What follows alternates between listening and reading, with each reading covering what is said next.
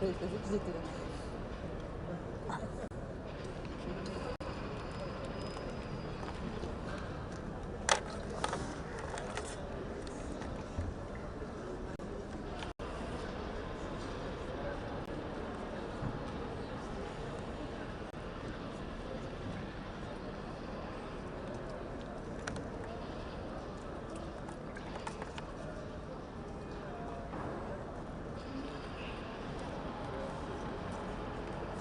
Ah, je suis pas du tout en arrière. Qu'est-ce que c'est que ce bordel? Hop.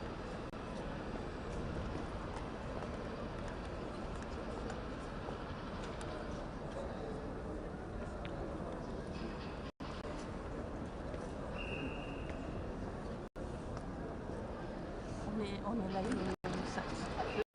Je vais peut-être arrêter de filmer les collègues. Oh, j'ai fait 2 plans, ça va. Allez, un peu de sérieux. Hop là.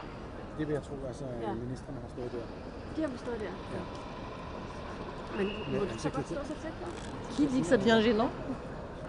En l'occurrence Emma? Oui, pardon. Qui dit que ça devient gênant? Non, c'était une télé en rigolant. Ah oui. Non. Écoute, on fait de la com externe, c'est très bien. Ja. Ekstremt tæt på.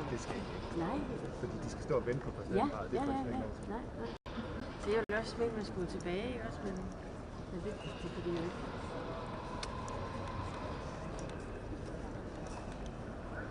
Så sidder med mig og snuffer ved det.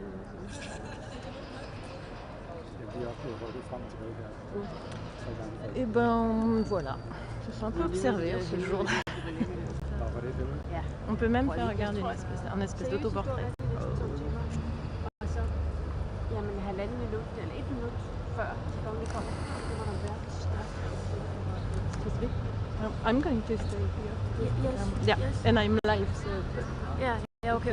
Thank you very much. Yes, thank you. Alors, ça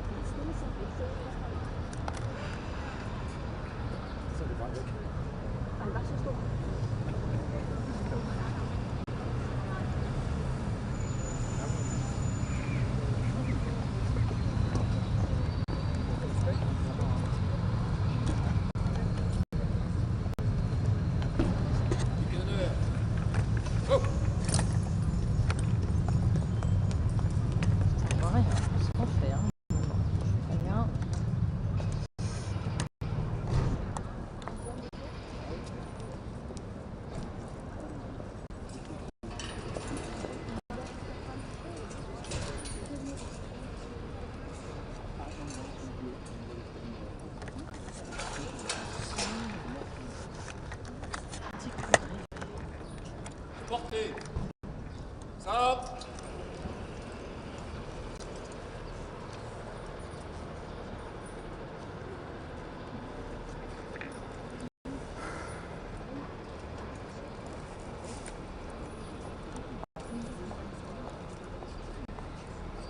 Présentez. Ça.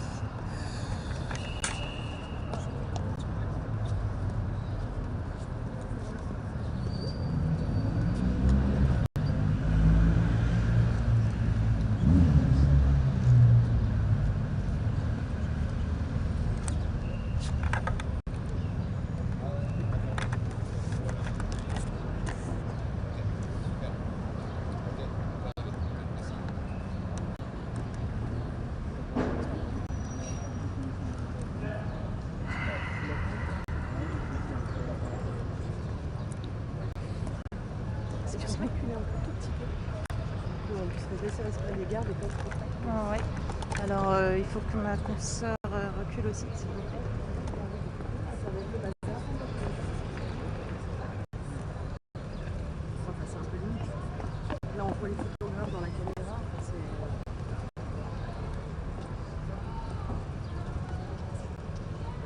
Là, on va faire. Just one step. Il faut qu'on puisse voir le PR arriver quand même. Présentez. Non, pas sauter. Oui, il faut qu'on puisse le voir arriver. Je sais, mais On essaye d'avoir une image, mais... sinon, on vous a vu tout comme des images. La première. J'essaie de faire le pôle aussi.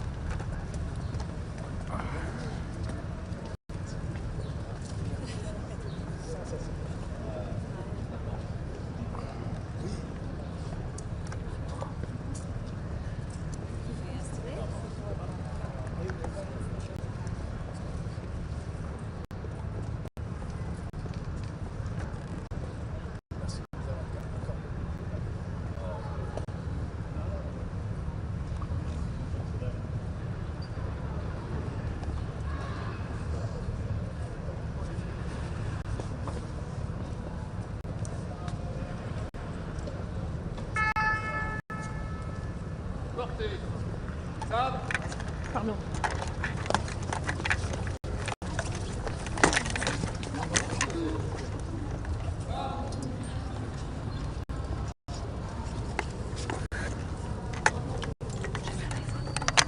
Ouais, c'est sans doute mieux.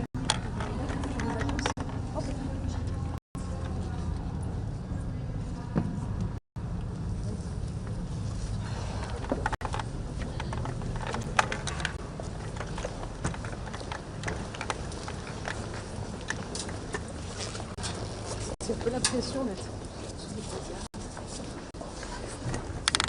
Pardon.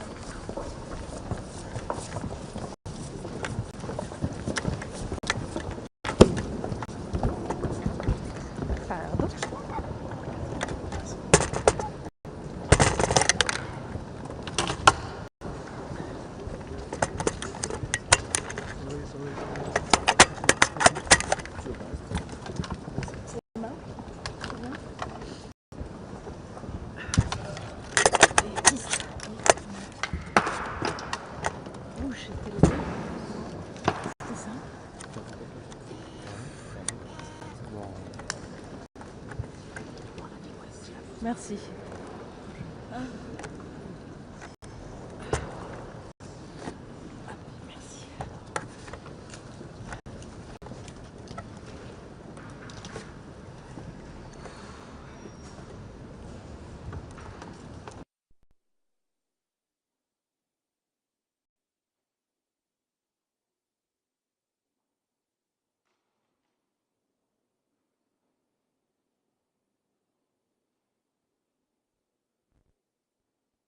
Your Majesties, Monsieur le Président, Madame Macron, ministres, sénateurs, députés, Excellences, Mesdames et Messieurs, it is my pleasure to welcome the Majesties King Frederick and Queen Mary, His Excellency President Emmanuel Macron and Madame Brigitte Macron to the official opening of the Economic Forum. It is only fitting. Et c'est tout à fait adapté que nous nous retrouvions ici au Palais Brongniart, Long associated with trade, commerce and enterprise. Just as this building has historically been a hub for peace, a été un lieu de rencontre et une plaque tournante où les personnes et les idées se sont rencontrées, eh bien, il nous sert aujourd'hui de plateforme pour approfondir and societies working towards a more resilient and innovative Europe. Denmark and France have a strong tradition of working together. And today, we take that collaboration one step further. This economic forum provides a platform to explore how two nations can join forces in key industries from healthcare and energy to defense, creating new opportunities for investment, innovation, and shared success. It is now my honor to invite Her Excellency Ambassador of Denmark to France, Hanne Fugl Eskjær, to deliver her opening remarks. Ambassador Eskjær, we are so grateful to you for your continued efforts in promoting our shared values and strategic collaboration. Please join me in welcoming the ambassador to the stage.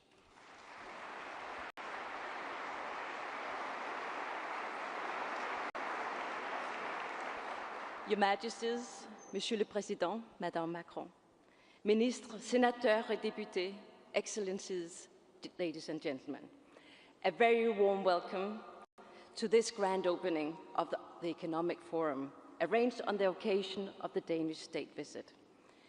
This visit is a celebration of our historic, strong and close ties between France and Denmark. And it also presents a unique possibility to deepen our strategic partnership even further across the public and private sector. At a time of major geopolitical upheaval, our collaboration is crucial. At the time where we face challenges, it demands joint and competitive solutions. Therefore, our forum is dedicated to our European partnership, a resilient future. Resilience is not just about bouncing back and reacting. Rather, it's about building partnerships that are strong, sustainable, and flexible in times of change, now and in the future. Both France and Denmark are home to a vibrant business community, supported by visionary leaders and well-performing companies. I see many of you in the room today. Together, we continuously develop our strength within renewable energy, modern defense solutions, and at the same time ensure an effective healthcare system.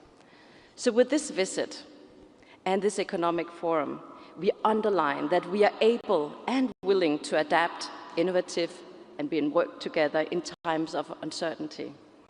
That we are taking the necessary steps to ensure that our economies remain robust and sustainable for future generations. And we celebrate our common historical ties, while at the same time explore new ways of cooperation and partnership. I wish you all an engaging and fruitful conversations today, but also in the weeks and months and years ahead. Thank you very much. Merci beaucoup.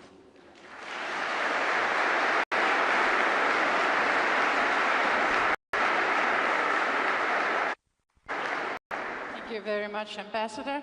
And now it's with deep respect and privilege that I now invite to the stage His Majesty King Frederick of Denmark, whose esteemed leadership and dedication to fostering Denmark's international relations continue to serve as a foundation for strengthening our global partnerships. Please join me in welcoming His Majesty the King to the stage.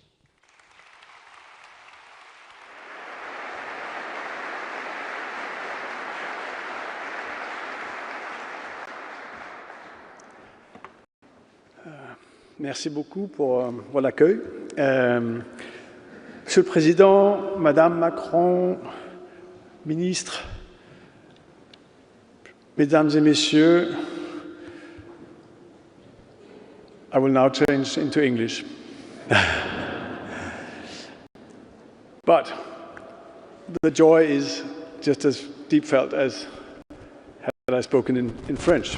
But today we mark not only the deep historical ties between our two nations, but also our shared commitment to create a stronger and more resilient Europe for the future. The attendance of numerous leading businesses from both France and Denmark speak for itself. we find ourselves in a new global context. Uncertain times, emerging security threats, and climate change place the need for strategic partnership at a historic high. Fortunately, France and Denmark have a strong tradition of working together to build sustainable solutions and shaping the European project. Today, we focus on 3 key areas that define resilience in the 21st century: defense, health, and energy. In defense, we stand united in our commitment to restoring peace in Europe. The current situation requires us to strengthen interoperability, invest in cybersecurity, and work together to safeguard our shared values. France's leadership in European defense and Denmark's expertise in high-tech defense solutions create a vulnerable synergy that can help us to ensure a secure and stable Europe. In healthcare, both Denmark and France recognize the urgent need to strengthen our systems in response to demographic shifts, the rise of chronic diseases, and the rapid evolution of digital solutions. Our collaboration in digital health, data-driven patient care, and medical research is not just an opportunity, but a fast track to building the more resilient healthcare systems. This is about expanding capacity and ensuring high-quality care for citizens in both our countries. Energy remains the cornerstone of resilience, sustainability, and security. France's ambitious goals in offshore wind, power-to-X, and district heating align seamlessly with Denmark's leadership in renewable energy solutions. By combining our expertise, we can accelerate Europe's green transition, reduce dependence on external energy sources, and build a robust, interconnected energy system that serves future generations. This is not just about economic growth. It is about securing a cleaner, healthier, and safer planet for our children and their children. This morning, the Queen and I visited Manufacture des Gobelins. Here we had the privilege of cutting the strings of 2 out of 16 remarkable brand new tapestries that showcase contemporary Danish art through the lens of traditional French craftsmanship. The scale of this decorative art commission is unprecedented. We are talking about 108 woven square meters in total. An extraordinary accomplishment, considering that each square meter requires a full year of dedicated work by a single weaver. Each intricate detail is woven with a bigger picture in mind, both figuratively but also literally. Now, this room is full of brilliant minds from the defense, healthcare, and energy sector in France and Denmark. You represent the bigger picture. And if we manage to weave your skills together, I'm confident that we can further strengthen our bilateral ties and build a resilient Europe for the future. Je vous remercie.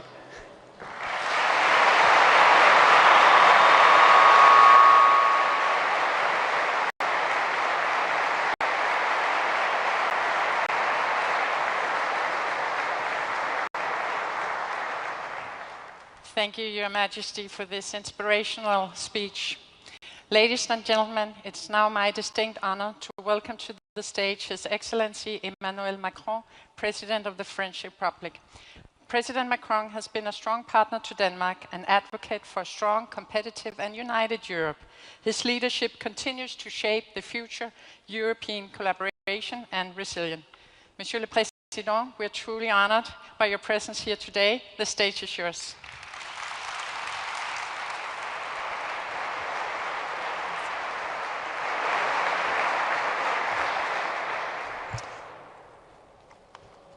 Vos Majestés,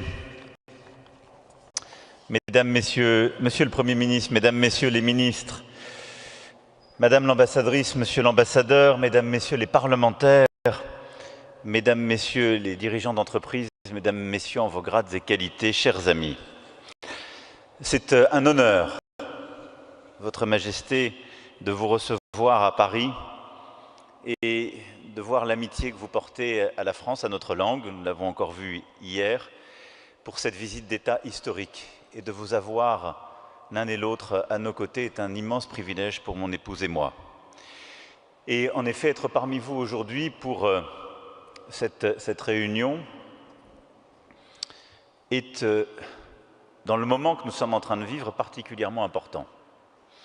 Alors, m'inscrivant dans les pas de Votre Majesté à l'instant, je voudrais dire quelques mots sur l'importance des sujets que vous allez évoquer aujourd'hui et du chemin commun qui peut être le nôtre pour assurer une plus grande indépendance de notre Europe par ses entreprises, ses projets d'investissement, ses politiques publiques.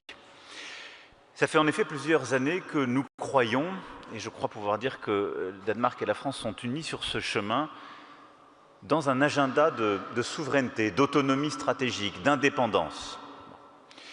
Parce que nous avons vécu dans notre chair les conséquences de la dépendance excessive. Et au fond, si je prends les 3 sujets que vous avez choisis pour votre journée, ce sont 3 illustrations parfaites. Souvenez-vous, ça paraît très loin, mais c'était au fond hier, il y a 5 ans. Il y a 5 ans, nos pays vivaient ensemble la pandémie du Covid-19. Et nous avons vécu dans nos pays les conséquences de la dépendance, les manques de masques, les manques de telle ou telle molécule. Et nous avons tous ensemble aussi vécu le risque d'une trop grande dépendance lorsque, 1 an plus tard, nous sommes arrivés en situation de pouvoir faire un vaccin. Et je dois dire, sans une Union européenne forte, nous n'aurions pas vacciné dans nos pays. Parce que notre système de santé s'était ainsi structuré que nous avions créé des dépendances irréparables en quelques semaines avec d'autres géographies. Et même nos meilleurs alliés, et nous n'avons peut-être pas suffisamment entendu à l'époque les alertes, dans ces moments-là, ont préféré leurs intérêts aux nôtres. Et alors même que nous avions laissé la grammaire d'un monde ouvert fonctionner, lorsqu'il a fallu construire le vaccin, les États-Unis d'Amérique ont dit « je vais réserver tel et tel ingrédient, telle et telle molécule aux États-Unis avant de livrer l'Europe ». Et nos amis indiens, qui sont des partenaires formidables en matière de santé, nous ont dit « je vais d'abord livrer mes propres doses et m'occuper de moi avant de m'occuper de mes partenaires européens ou africains ». Nous avons payé le coût d'une dépendance excessive en matière de santé. Quelques mois plus tard, nous sortions à peine du Covid. La guerre revenant sur le sol européen, avec l'agression russe en Ukraine, nous avons vécu le coût de la dépendance énergétique. Nous avions un modèle formidable qui fonctionnait pour grande partie, la France dépendant moins que d'autres à ce titre, d'un gaz peu cher qui venait de Russie. Et les hypothèses de base étaient connues. Et dans les forums d'affaires, quelques années plus tôt, quand je disais « soyons prudents sur les gazoducs qui arrivent, ne soyons pas trop dépendants de tel ou tel », on me disait « vous n'êtes pas raisonnable, il faut baisser les coûts de production ». En quelques semaines, il a fallu s'adapter et apprendre à produire en Europe sans l'énergie à bas coût qui venait de Russie. Et les dernières semaines nous ont montré ce qu'était le coût de la dépendance en matière de défense à l'égard des États-Unis d'Amérique. Alliés formidables depuis tant de décennies. Mais je ne vais pas le dire à une audience danoise, alliée qui peut susciter des troubles par ses déclarations, ses intentions et ses priorités. Et rien ne nous dit que dans 5 ans, dans 10 ans, dans 15 ans, les priorités américaines devenant peut-être plus asiatiques qu'européennes, lorsqu'il faudra livrer tel ou tel matériel, elles nous diront, en regardant les Européens, ça n'est pas ma priorité, je ne peux pas le faire aujourd'hui. Les 3 sujets que vous avez choisis illustrent parfaitement le coût de la dépendance.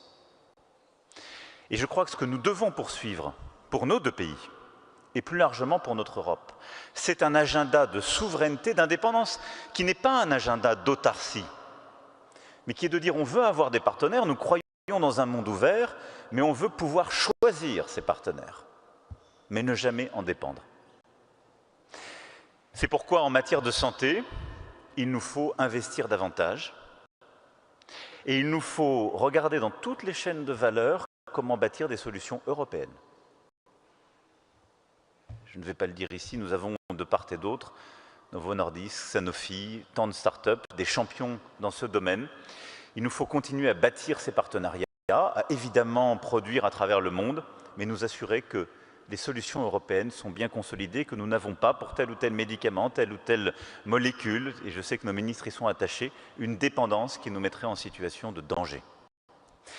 Pour l'énergie, je parle sous le contrôle de Fatih Birol, qui est sans doute notre meilleur expert, nous avons tous les moyens de réduire nos dépendances. Sobriété, renouvelable, nucléaire. Nous avons la possibilité, d'abord, d'économiser davantage d'énergie par l'innovation, de produire sur le sol européen, par des solutions européennes, davantage d'énergie décarbonée, compétitive. Et au fond, il nous faut réconcilier l'objectif climatique, l'objectif de souveraineté, l'objectif de compétitivité dans les politiques qui sont les nôtres. C'est l'agenda que nous poursuivons pour la neutralité carbone 2050, c'est celui-là qu'il faut tenir. Et là aussi, nous avons ici beaucoup d'entreprises innovantes et de solutions. Et je souhaite que les partenariats soient encore accrus pour permettre de répondre dans nos 2 pays et plus largement dans notre Europe à une réponse d'indépendance pérenne. Et en matière de défense, là aussi, nous avons des capacités. Et je souhaite que les entreprises qui sont ici présentes, et je vous félicite, Votre Majesté, pour la qualité de la délégation qui est la vôtre, puissent bâtir des partenariats et qu'au fond, nous puissions commencer à utiliser les instruments mis en place par l'Europe avec ReArmEU pour acheter ensemble et européen. Car il ne s'agit pas simplement de dépenser plus d'argent en matière de défense. Si nous continuons pour beaucoup d'entre nous à acheter trop américain ou sud-coréen, non. Il faut que ce réinvestissement dans notre défense et notre sécurité signifie aussi investir dans l'innovation, la base industrielle technologique de défense européenne et donc produire en Europe pour pouvoir y créer des emplois, mais aussi nous assurer que nous avons des solutions qui sont soutenables, pérennes sur notre sol et qui répondent à nos priorités. Et donc dans tous les domaines capacitaires, il nous faut en effet concevoir des programmes communs européens, acheter ensemble et donner une profondeur de marché à une solution de défense européenne. C'est l'objectif que nous devons nous fixer. And in this regard, I consider that we have a very important agenda where competitiveness and defense and security work closely together. And in order to deliver such an agenda, what we need is precisely to deliver a big acceleration of what we have on the table. We know what we have to do. Simplification first. If we want to accelerate, we have to simplify. If you take health, energy, defense, but so many other sectors, just compare the timeline between the US and Europe. When this is 3 months on the other side of the ocean, it could be 1 year on this side. Our complexity is a killer of our competitiveness, but as well our ability to deliver a clear and efficient agenda. Simplification.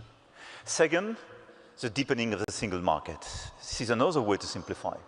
As long as we have to deal with 27 different regulations, we lose time, but we don't provide to your companies the relevant domestic market. If we want to be competitive with China and US, we have to make our domestic market competitive, meaning really integrated.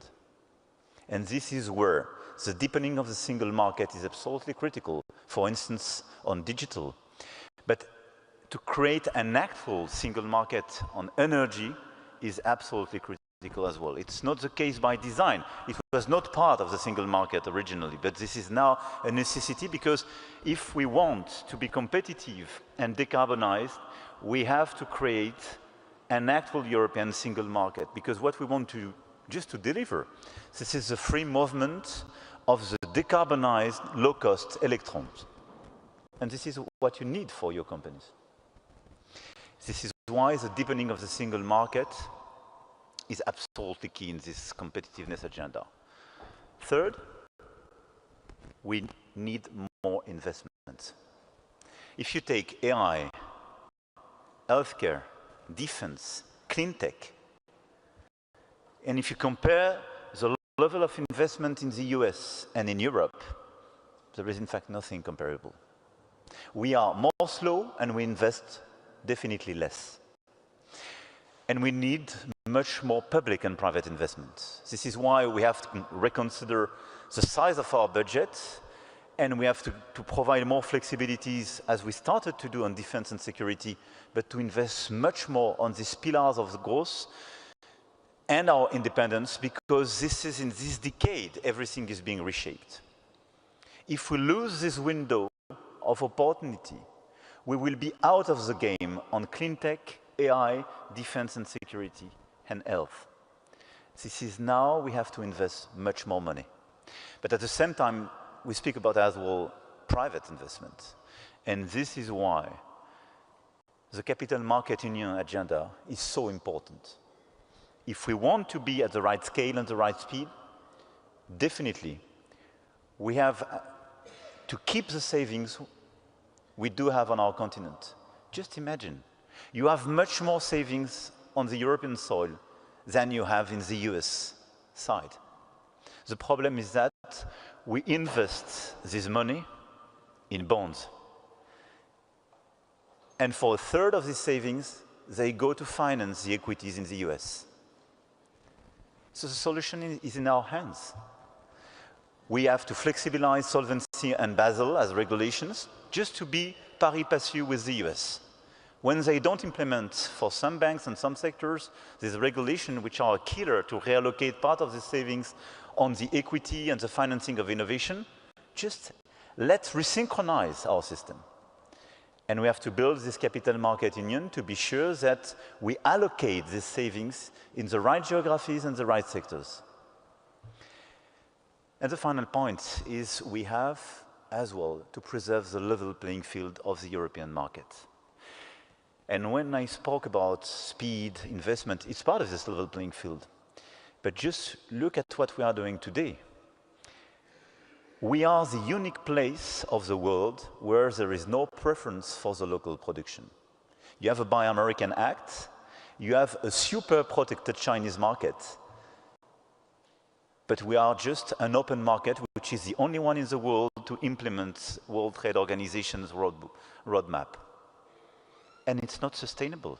And as long as we just increase permanently the level of requirements we have for our companies, our farmers and our industrials, and at the same time we open the market for the products and goods which are produced with much lower standards, this is just a killer for our capacity to produce. And it's not conceived by design in our Europe, because our Europe was conceived, I would say, with an internal perspective.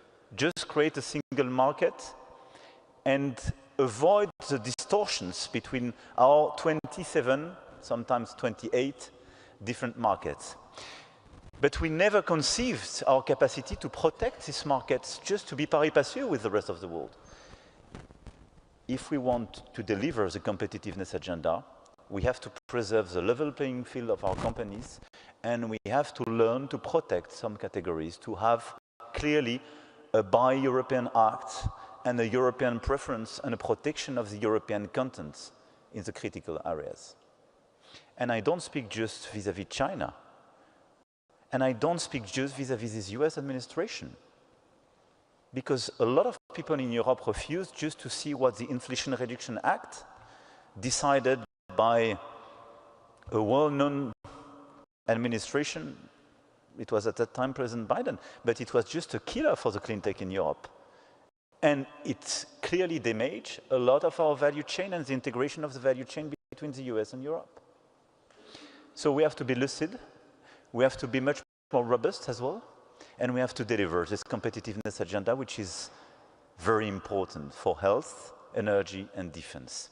Voilà, mesdames et messieurs, les quelques convictions que je voulais partager avec vous au début de cette journée, en remerciant le Danemark pour sa contribution à la croissance et l'attractivité de la France. Vos entreprises sont présentes en France et fortes. Ce sont 400 filiales d'entreprises danoises implantées en France, 40 000 personnes employées par des groupes emblématiques, Novo Nordisk, William Demant, Carlsberg, DSV Group et beaucoup d'autres ici présents. Et durant la dernière décennie, le Danemark a réalisé plus de 270 projets d'investissement et créé près de 6 000 emplois. Mais nous avons la conviction que nous pouvons faire encore davantage, et c'est pourquoi, à l'issue de cette journée, vous serez aussi invités à l'événement Choose France que nous organisons au mois de mai prochain à Versailles, comme chaque année, qui est pour le 19 mai prochain au château de Versailles, ce moment où nous poursuivrons ce travail pour l'attractivité française et aussi pour bâtir plus de projets entre nos deux pays, permettre à vos entreprises de continuer d'investir en France, permettre aux partenaires français qui sont ici présents de continuer à développer des projets communs avec vous. Je ne serai pas plus long, je vais ici vous redire en tout cas ma confiance. Il y a une formidable capacité d'innovation dans nos deux pays. Il y a des valeurs partagées et communes. Et au fond, dans ce moment où ces valeurs sont menacées, y compris par des alliés qu'on pensait les plus historiques, je crois qu'elles retrouvent de leur force et de leur sel. Et nous ne nous manquons pas. Et à chaque fois que les temps sont difficiles, d'un côté ou de l'autre, nous sommes côte à côte. Ne négligez jamais ce point. Il vaut beaucoup de ce qui parfois décide d'une décision d'investissement. Et il montre que habiter en Europe signifie quelque chose. Et que la relation entre le Danemark et la France signifie quelque chose. Je le rappelais hier soir, nos deux pays sont parmi les très rares d'Europe qui ne se sont jamais fait la guerre. Et quand les vents mauvais soufflent au Danemark, la France est là. Et quand les vents mauvais ont soufflé en France, le Danemark était là à nos côtés. Ce lien d'amitié à travers les siècles, c'est en quelque sorte le terreau le plus fertile sur lequel vous avez à bâtir. C'est celui qui existe entre des peuples, entre des femmes et des hommes, et que l'histoire rend encore plus fort aujourd'hui. Alors vive le Danemark, vive la France et vive l'amitié entre nos deux pays. Bonne journée de travail.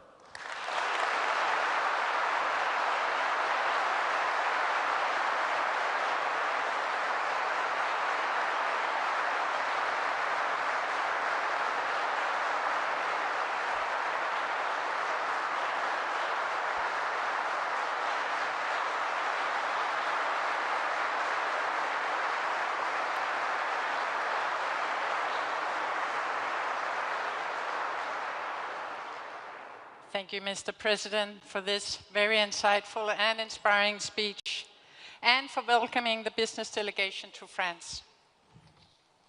We now move to the signing ceremony, a key moment that signifies our strong relation and reinforces the commitment between our two nations. Today, we will sign two government agreements, a strategic partnership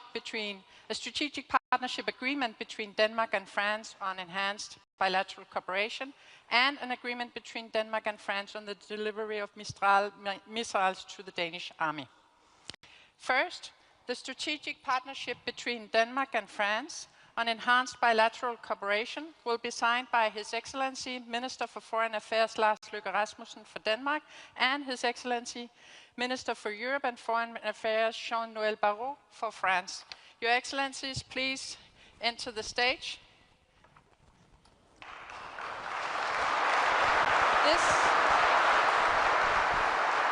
This agreement will elevate the relationship between France and Denmark to a strategic partnership, reinforcing the commitment between our two nations to deepen cooperation in vital areas such as security, defense, climate, health and digitalization. Signature d'un partenariat stratégique entre le gouvernement de la République française et le gouvernement danois pour le renforcement des relations bilatérales. Le signataire pour la partie française est M. Jean-Noël Barrot, ministre de l'Europe et des Affaires étrangères, et le signataire pour la partie danoise est M. Lars Løkke Rasmussen, ministre des Affaires étrangères.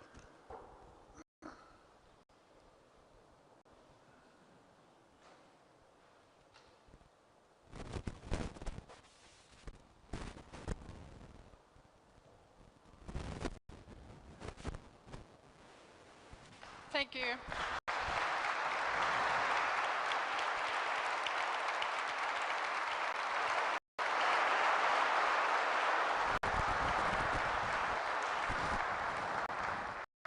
Thank you, Your Excellencies. And we now proceed to the signing of the second government-to-government agreement between Denmark and France on acquisition of military equipment, specifically the delivery of French Mistral missiles to the Danish Army. To sign the agreement, I would like to invite Peter Michael Nielsen, Deputy National Armaments Director for Denmark, and Major General Emmanuel Laporte for France. Please enter the stage.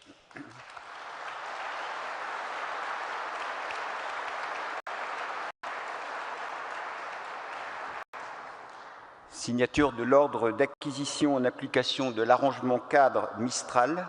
Le signataire pour la partie française est l'ingénieur général de l'armement Emmanuel Laporte, de la Direction générale de l'armement, et le signataire pour la partie danoise est M. Peter Michael Nielsen, directeur adjoint de l'armement national.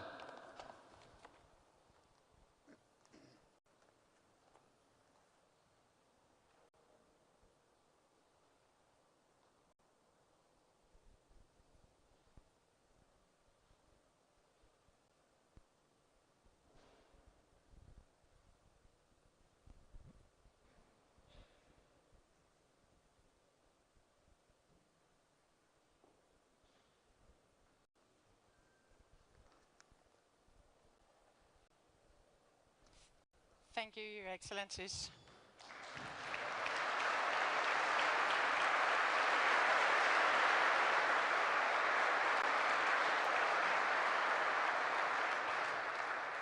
The signing of these agreements marks an important milestone in the relationship between our nations.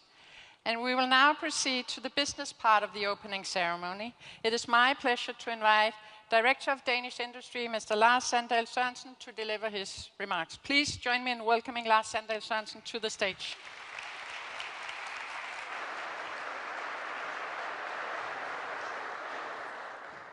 Monsieur le Président, Madame Macron, Your Majesties, Ministers, honored guests, and dear colleagues, it's a true privilege to stand here before you. President Macron, on behalf, allow me to be direct, and on behalf of Business Europe and the Danish business community, thank you.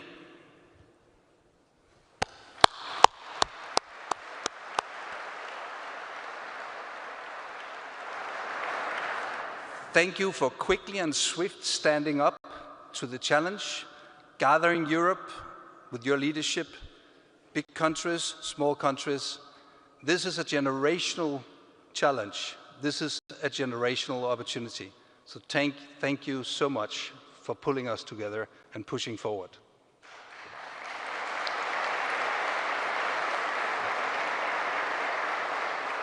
I invite you to pause for a minute and moment and reflect on the significance of what we are witnessing right here, right now. Right here, right now. We are witnessing a strong joining of forces in a partnership between a small but significant country and a major influential large country with businesses of all sizes recognizing their strengths in unity rather than in isolation. The world is facing unprecedented geopolitical and societal changes and challenges. No nation by itself, no business by itself can tackle these challenges alone. We need the public and private relationship and cooperation. They demand resilient public-private partnerships where governments and businesses join forces. As partners, you must share common objectives, but much like in private relationships, one must also be prepared to compromise. As partners, you must give and take. Energy, health, and defense are all the three strategic areas that underpin Europe's resilience and autonomy, as already been mentioned. Collaborating in these domains is crucial for securing Europe's position in a rapidly changing and challenging world, with a lot of opportunities for Europe going forward, as well if we grasp the opportunities and chances. France and Denmark play a pivotal role in leading these efforts and setting example for others to follow. Today stirs excitement, but also reminds us of the enormous tasks ahead. The journey is daunting, yet filled with promise and opportunities. And there was not one sentence in what the French president just pinned out as the three crucial areas that we need in order to be successful as Europe. We totally agree, and we have to deliver, and we can deliver standing together. So thank you for putting us in this position in Europe. We have to show it. We have the potential to impact millions of lives across Europe through our committed partnerships. This immense responsibility is one we embrace because we know we won't face it alone. As humans, we find comfort in having support. We are herd animals in a way. That is the essence of partnership, pulling together. We as businesses want to be part of that solution and push forward. This state visit is not just a milestone in our bilateral relations, it's also a call to action, to do. I urge everyone present here and the many others who are gathering with this ambition to seize this opportunity that this partnership between France and Denmark really truly represents. I urge everyone to seize the opportunities to push forward and create steps, real steps, to transform our vision into reality by harnessing our collective strength, by giving some and taking some. Together we can truly create a sustainable, secure and prosperous Europe for the future generations. Thanks for being part of that effort, and thanks for your time.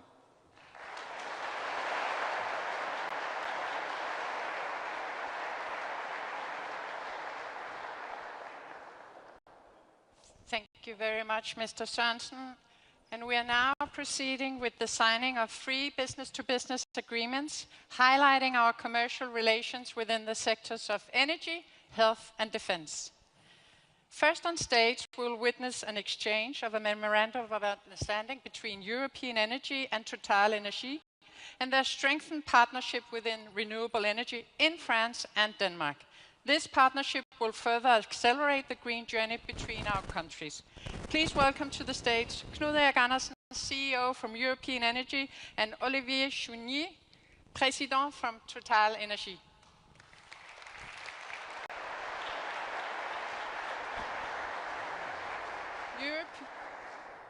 European Energy and Total Energy have signed a memorandum of understanding in which the purpose is cooperation on the next offshore wind tender in Denmark, as well as exploring other opportunities on renewable energy.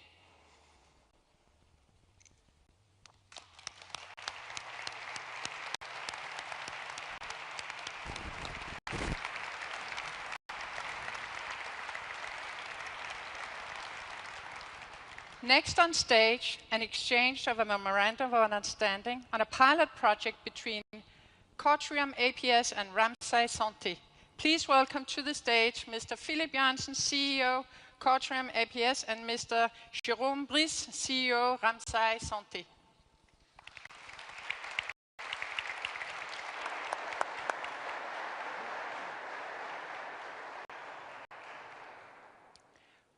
Quatrium and Ramsay Santé have signed a memorandum of understanding in which the purpose is to work towards a longer collaboration where the Ramsay hospitals will work with Quatrium service to help cardiac patients get diagnosed faster while freeing up resources, help more patients, and provide more care in general. The next steps will be the implementation of pilot projects demonstrating these benefits.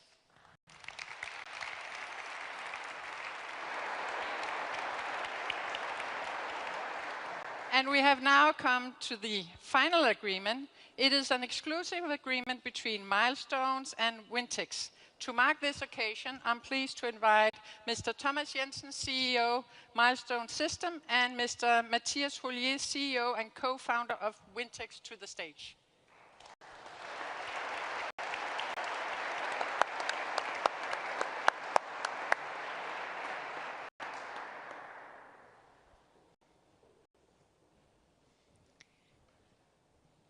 Wintix joined forces with Milestone Systems to develop and train current and future AI models for traffic management, mobility, and security.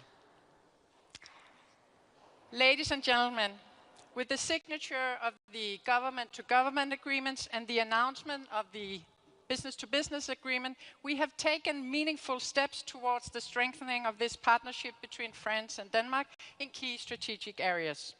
And to mark this occasion, it is my great honor to invite Their Excellencies Minister for Foreign Affairs Lars Løkke Rasmussen, Minister for Europe Jean-Noël Barrot, Deputy Prime Minister and Minister for Defense Troels Lund Poulsen, Deputy National Armaments Director Peter Michael Nielsen, and Major General Emmanuel Laporte to the stage for a picture together with His Majesty King Frederick and His Excellency President Emmanuel Macron to the stage for an official photography with the representatives of today's signing.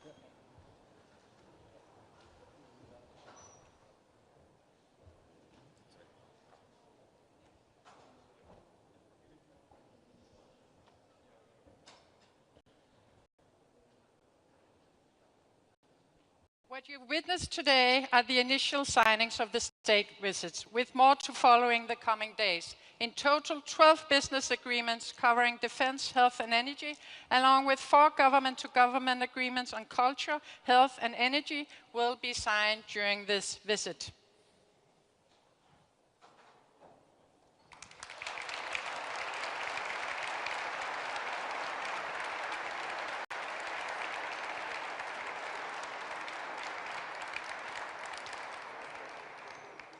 And before we continue with the next part of the program, we would like to take a moment to express our deepest appreciation for Their Majesties King Frederick and Queen Mary of Denmark and His Excellency President Emmanuel Macron and Madame Macron for honoring us with their presence today. As they take leave, may I kindly ask you to rise as we bid farewell. A big merci for your support.